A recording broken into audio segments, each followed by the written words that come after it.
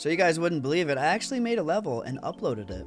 This is the first real level that I've made since I've done glitches and stuff. Course ID is HGC2PH9RG. Global Lag Detective by Spark, created by Gaiji. Let's take you through it real quick.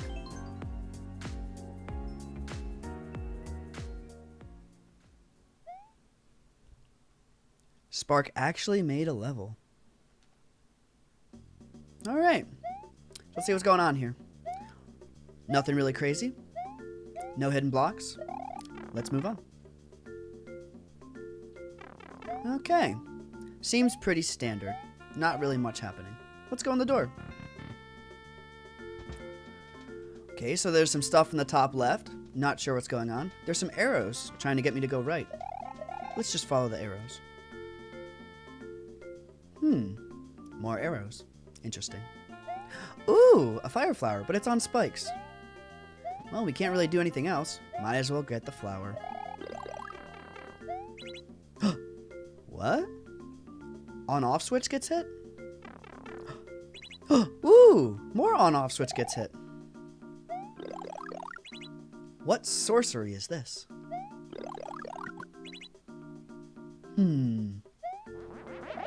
Very interesting. It happens with every single power-up we get, and also it seems to happen when we take damage, so this might be the right answer.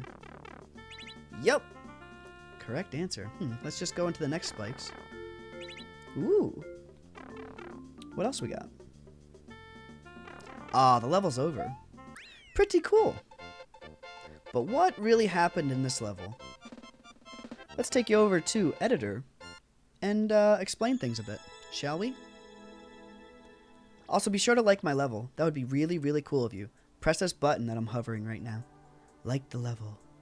Alright, let's explain what's going on here. So what I'm going to show you here is an instant global lag frame detector. And so basically lag is whenever the game pauses for a brief second, which usually happens when you get power-ups or you take damage or other things happen. Now, how does this work? Because this is fairly complicated, and yet it works pretty damn well. Let's go over this a little bit.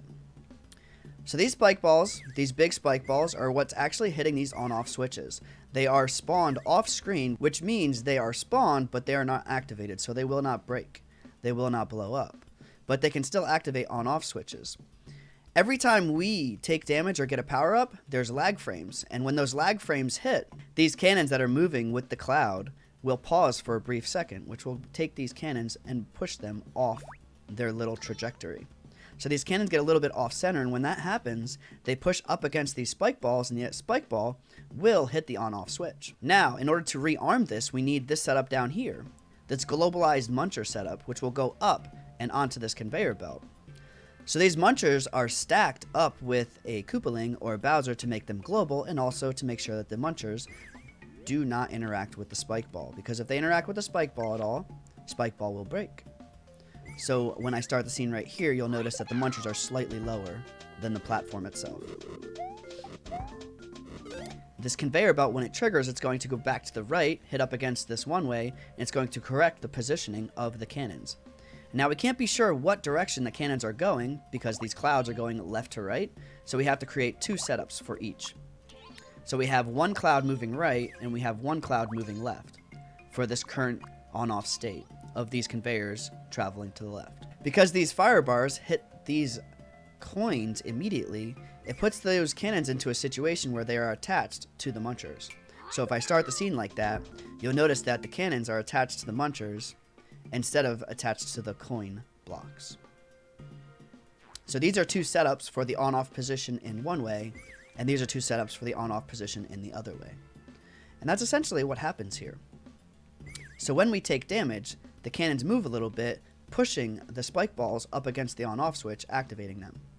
And why that actually happens is because the spike balls, when they're underneath a slope like this, they are pushed out to the right automatically.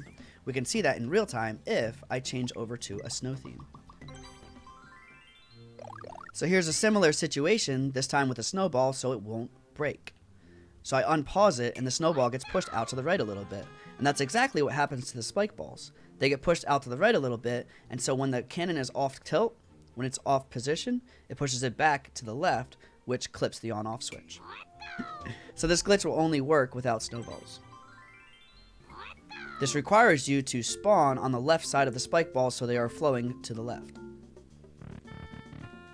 So when we spawn this scene, all of the spike balls up there are not activated. They don't get destroyed.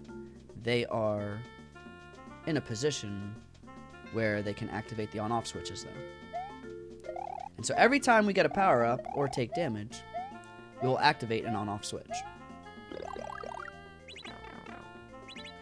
It is pretty damn consistent.